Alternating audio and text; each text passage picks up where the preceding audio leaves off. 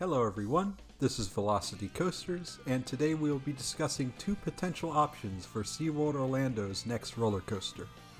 Now I've been visiting SeaWorld for a long time, nearly as long as I've been visiting Busch Gardens for, so I've seen the park evolve over the years through both its highs and its lows.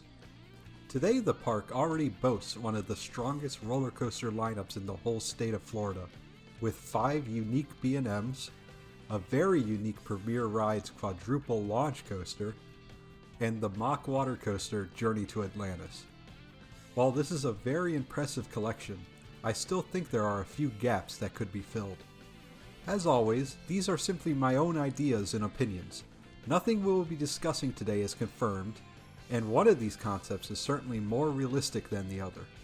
I also wanted to focus on just thrill coasters, since SeaWorld has been recently expanding its family offerings with attractions such as Penguin Trek and SeaQuest Legends of the Deep. So without further ado, let's start off with what I think is the most realistic option, that being a B&M wing coaster. Interestingly, a wing coaster recently appeared on one of SeaWorld Orlando's guest surveys, making it one of the few coaster concepts we actually know the park has at least considered. If built, it could immediately stand out, not just at SeaWorld, but throughout all of Florida, as there is not a single wing coaster operating anywhere in the state. The survey image showed the ride near the front entrance of the park. Whether or not they actually have the space to pull it off there, if SeaWorld could make it work, it would be a great first impression when you first arrive, having a similar feeling to Gatekeeper at Cedar Point. It would also create nice synergy with Pipeline, which already dominates the right side of the entrance. Having another coaster occupy the opposite side would make the park entrance feel a lot more grand and complete. There is another possible location, which would sadly involve the removal of one of their current roller coasters, that being Kraken. With all the recent news involving Kumba's closure and Kraken's age, I could see them giving it the axe within the next few years, if not sooner.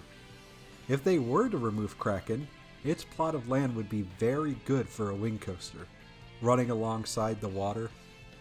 I haven't even mentioned the great relationship SeaWorld has with B&M, as 5 of the park's 7 major roller coasters come from them, those being Kraken, Manta, Mako, Pipeline, and Penguin Trek, the latter 2 being built within the last 3 years.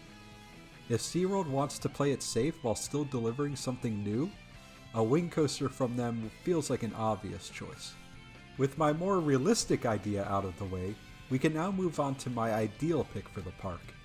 If SeaWorld truly wants to live up to the title of the roller coaster capital of Orlando, then I think they should seriously consider adding a Vekoma tilt coaster. This would instantly become one of the most talked about coasters in the state. Just imagine sitting in I-4 traffic, seeing a train slowly roll onto a section of track that literally breaks away before tilting riders 90 degrees straight down.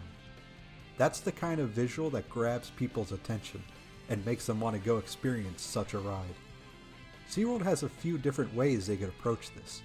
They could have it be the Kraken replacement, much like with the wing coaster idea, or my favorite idea, place it near the central lagoon, maybe have the tilt go over the water there. This would make the ride visible from most of the park, and go well with the potential marine or deep sea theme. A nice green, blue, or purple color scheme would fit nicely with the rest of the park as well. More importantly, it would finally give the park a truly great 1-2 punch, and something to finally rival Mako.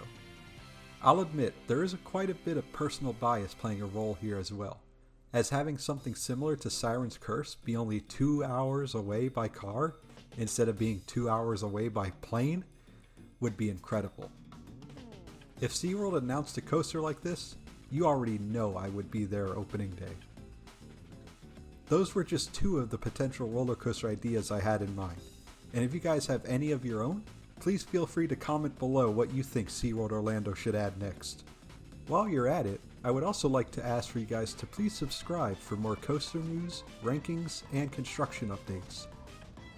Before we end out the video, I would also like to give a quick update involving some exciting future content on the channel. On August 2nd, I will be at Busch Gardens Tampa to celebrate Kumba's final day of operation. I'll have my GoPro with me, so expect plenty of off-ride footage, and if permitted, some on-ride POVs as well. If you happen to somehow see me in the park, please don't hesitate to come say hello. I always enjoy meeting fellow coaster enthusiasts, and I can't think of a better way to celebrate Kumba's final roar than with the community that has loved it for so many decades. Finally, I'd like to give a huge thank you to everyone that provided the copyright-free off-ride footage used throughout today's video. Their channels, along with all the music used, will be linked in the description below. Thank you all so much for watching, and I'll see you guys in the next one.